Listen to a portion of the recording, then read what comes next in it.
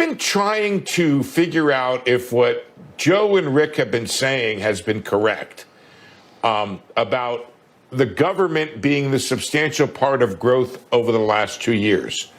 I will say that I have not made a conclusion yet, but I have learned over the course of time, Guy, just how much government is involved in hiring in ways that are difficult to count.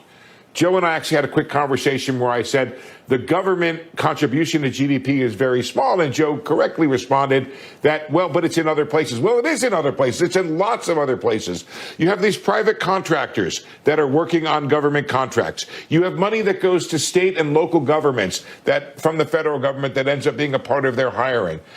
You have offices of the federal government all over the country. So, Joe, Joe and Guy, people are trying to figure out this impact of the decline in federal spending on employment. And it's very difficult to do. It's very difficult to game out. And plus, I think the D.O.G.E data is not exactly, what would you say, transparent, to be kind here. I am looking, guys, I've been adding up as we've been going along, continuing claims from D.C., Virginia, and Maryland. They are 7,000 above, which is not that much, but it's a sign of things to come, perhaps, above where they were at the beginning of the year. They're also larger as a percent of all continuing claims that are out there. And this only likely reflects the private contractors.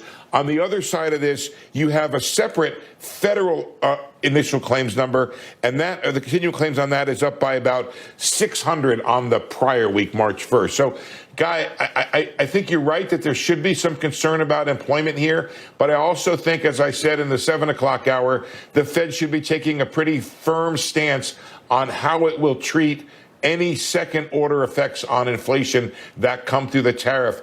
Our colleague Megan Casella from Washington is reporting that White House official told her there will be tariffs on trillions of dollars worth of goods, which is interesting because I think our total imports, Guy, are $3 trillion.